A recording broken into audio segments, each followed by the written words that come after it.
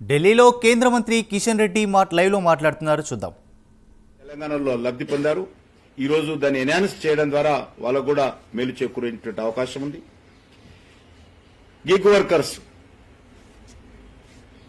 ఏదైతే తెలంగాణలో ముఖ్యంగా హైదరాబాద్ నగరంలో, వరంగల్ లాంటి సిటీలో ఉన్నటువంటి వేలాది మంది యువతకు ఇది మేలు చేకూర్చేటువంటి కార్యక్రమం ఉంటుంది.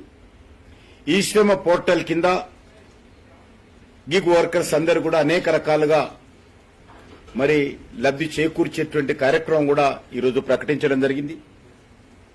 అంతేకాకుండా నేషనల్ జియో స్పెషల్ మిషన్ కింద ల్యాండ్ రికార్డ్స్ ఆధునీకరణ చేయడం కానీ, అర్బన్ ప్లానింగ్ కానీ, ఇన్ఫ్రాస్ట్రక్చర్ డెవలప్మెంట్ లో కూడా మరి మేలు జరుగుతుంది. ముఖ్యంగా మెడికల్ టూరిజం దేశంలో అత్యధికమైనటువంటి లాభం పొందేటువంటి రాష్ట్రము తెలంగాణ. కాబట్టి ఈరోజు కేంద్ర ప్రభుత్వం మెడికల్ టూరిజం ప్రోత్సహించడం కోసం ఒక కార్యాచరణ ప్రణాళిక తీసుకురావడం జరిగింది. హీల్ ఇన్ ఇండియా నినాదంతో ముందుకెళ్లబోతా ఉన్నాం. అది ఈరోజు మన హైదరాబాద్ నగరంలో కానీ, తెలంగాణ రాష్ట్రంలో ఉన్నటువంటి ఈ యొక్క అత్యద్భుతమైనటువంటి హాస్పిటల్స్ మన దగ్గర ఉన్నాయి. కాబట్టి అది మన హైదరాబాద్ నగరానికి మేలు చేకూర్చేటువంటి కార్యక్రమం. ఎందుకంటే ఇప్పటికే హైదరాబాద్ ఒక మెడికల్ హబ్ గా మనము మరి మెడికల్ టూరిజానికి పెద్దపీట వేయబోతున్నాం. అదేవిధంగా ఇప్పటికే అన్ని జిల్లాలలో కూడా డయాలిసిస్ సెంటర్స్ కేంద్ర ప్రభుత్వం ఏర్పాటు చేసింది. ఆల్ డిస్టిక్ హెడ్ క్వార్టర్స్ లో కేంద్ర ప్రభుత్వం ఆధ్వర్యంలోని మరి ఈ యొక్క డయాలిసిస్ సెంటర్స్ అన్ని హాస్పిటల్స్ ఇవ్వడం జరిగింది. అవి రన్ అవుతా ఉన్నాయి. దాంతోపాటు ఈరోజు క్యాన్సర్ కోసం కూడా డే కేర్ సెంటర్లను కూడా అన్ని జిల్లా హెడ్ క్వార్టర్ లో ఏర్పాటు చేయాలని చెప్పి కూడా నిర్ణయించడం జరిగింది. అది తెలంగాణలో కూడా అన్ని జిల్లాలకు వస్తాయి. ఆయుష్మాన్ భారత్ నిధులు కూడా ఈసారి బడ్జెట్ లో 23% గత సంవత్సరంతో పోల్చి చూసినట్లయితే బడ్జెట్ ను పెంచడం జరిగింది. ఎందుకంటే ఈ సంవత్సరము మరి ఆర్థికమైనటువంటి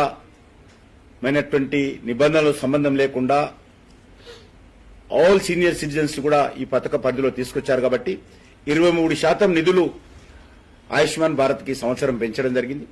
ఇదే కాకుండా ఎంత రాష్ట్ర ప్రభుత్వాలు ట్రీట్మెంట్ ఇస్తే ఎంతమంది లబ్ధి పొందినా అందరికీ మరి సీలింగ్ తో నిమిత్తం లేకుండా అందరికీ ఈ యొక్క ఆయుష్మాన్ భారత్ కింద కేంద్ర ప్రభుత్వం సహకారం అందిస్తుంది. అదేవిధంగా మనకు తెలిసి ఈరోజు పేదవాళ్ళకి ఇస్తున్నటువంటి ఉచిత బియ్యం ప్రతి వ్యక్తికి 5 కేజీల చొప్పున 80 కోట్ల మంది ప్రజలకు దేశంలో ఉచిత బియ్యం ఇస్తున్నాం.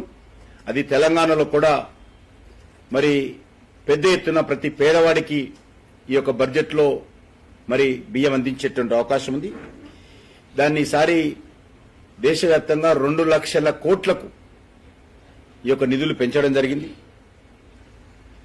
అదేవిధంగా జల జీవన్ మిషన్ కావచ్చు, లేక మరి ఈరోజు కిసాన్ సన్మాన్ నిధి ఏదైతే కేంద్ర ప్రభుత్వం ఇస్తుందో తెలంగాణలో ఉన్నటువంటి పేద రైతులందరికీ కూడా మరి తప్పకుండా కిసాన్ సన్మాన్ నిధి కింద తెలంగాణ రైతులకు కూడా లాభం చేకూరుతుంది. అంతేకాకుండా ఈరోజు అనేక ఈ యొక్క ఎడ్యుకేషన్ విషయంలో కూడా ఆర్టిఫిషియల్ ఇంటెలిజెన్స్ కు ప్రోత్సహించే కార్యక్రమం కావచ్చు, 50,000 అటల్ టింకరింగ్ ల్యాబ్స్ కొత్తగా గతంలో చేసినటువంటి అటల్ టింకరింగ్ ల్యాబ్స్ అదనంగా ఈరోజు మిగిలిపోయినటువంటి అన్ని ప్రభుత్వ పాఠశాలల్లో ఏర్పాటు చేయబోతున్నాం. తప్పకుండా తెలంగాణలోని మెజార్టీ స్కూళ్లలో కూడా అటల్ టింకరింగ్ ల్యాబ్స్ వస్తాయి. అదేవిధంగా అన్ని పిహెచ్సి ప్రైమరీ హెల్త్ సెంటర్స్